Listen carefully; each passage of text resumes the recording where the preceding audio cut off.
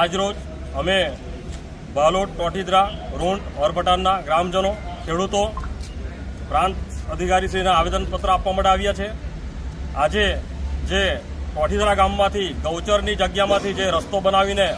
ગેરકાયદેસર રીતે રેતીનું વહન કરવામાં આવી રહ્યું હતું, એના વિરોધમાં અમે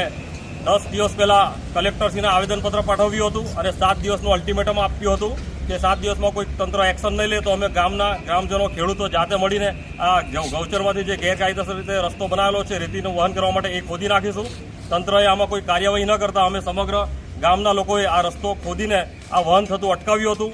જેમાં ગામનો જે સરપંચ છે કાંતિમંગા વસાવા અને અન્ય ઈસમ પરેશ ઠાકોર વસાવા જે આ ગેરકાયદેસર પ્રવૃત્તિમાં સંડોવાયેલા હોય, અગાઉ પણ આ ઈસમો એ ટોટીદરા ગામમાં નર્મદા નદી પટમાંથી 3.25 કરોડની રેતીની ચોરી કરી હતી, જેનો દંડ આજ દિન સુધી વસૂલવામાં નહોતો આવ્યો, જેના કારણે ફરીથી આ ઈસમો આ ગેરકાયદેસર પ્રવૃત્તિને વેગ આપતા હતા, જેના કારણે સમગ્ર ગામના લોકો કંટાળી ગયા હતા। પરિણામે ગામજનોએ જાતે ગૌચરમાંથી રસ્તો ખોદી નાખેલો હતો અને આ રાખીને મારા સહિત બધા અમારા આગેવાનો પર, ગામના ખેડૂતો પર, ગામજનો પર આ લોકોએ તંત્રની મિલીભગતથી અમારી પર ખોટી FIR કરેલી છે। અમારી માંગણી છે કે આ ખોટી FIR રદ કરવામાં આવે અને જે આ ગેરકાયદેસર રસ્તો ગૌચરમાંથી જે બનાવેલો છે એ ગૌચરમાંથી જે રસ્તો ગેરકાયદેસર વાહનોને અવરજવર માટે બનાવેલો છે, કાયમી ધોરણે આ વાહનોનું અવરજવર ત્યાંથી બંધ કરવામાં આવે। અને અગાઉ પણ ટોટીદરા ગામમાં આ જ ગામના લોકોએ ગ્રામસભા ભરીને આ વાહનોની અવરજવર અટકાવેલી હતી, તેમ છતાં પણ સરપંચે આ રેતીના 2 નંબરના ધંધા કરવા માટે ગામના ઈસમ પરેશ ઠાકોર સાથે મળીને ખનીજ માફિયાઓ સાથે સાઠગાંઠ કરીને ફરીથી આ રસ્તો ચાલુ કરીને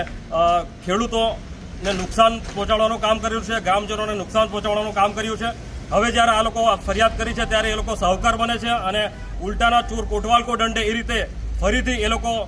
4 ગામના ખેડૂતોનો અવરજવર કરવાનો રસ્તો છે એ રીતના ખોટી સહાનુભૂતિ દર્શાવીને ખોટી FIR કરી છે। અહીંયા ગામના ખેડૂતો પણ અહીંયા ઉભેલા છે, એ ખેડૂતો પણ અહીંયા આપણને કહેશે કે આ રસ્તો ખરેખર ખેડૂતોનો તો છે જ, પરંતુ ખેડૂતો માટે કોઈ દિવસ કામ લાગતો નથી। ખેડૂતો તો ખેતરમાંથી આ રસ્તા પર અવરજવર કરે છે, પરંતુ આ રસ્તા પરથી 2 નંબરમાં ગેરકાયદેસર રીતે ખનીજનું વહન રાત દિવસ કરવામાં આવે છે, જેની સામે અમારો વાંધા વિરોધ છે। ગઢિયા તાલુકાના બાલોદ ગામમાંથી જે ગૌચરની જમીનમાંથી જે રસ્તો કરવામાં આવ્યો હતો આ ખનીજ માફિયાઓના કાળા ધંધા કરવા માટે, એ ગ્રામજનોએ આજથી 10 દિવસ પહેલાં ભરૂચ કલેક્ટરશ્રીને આવેદનપત્ર પાઠવી અને જણાવ્યું હતું કે તંત્ર દ્વારા જો આની અંદર કોઈ નક્કર પગલાં નહીં લેવાય તો દિન 7ની પછી ગ્રામજનો જાતે સ્વયંભૂ આ રસ્તો બંધ કરશે। અને એ રસ્તો બંધ 2 દિવસ પહેલાં ગામના આગેવાનો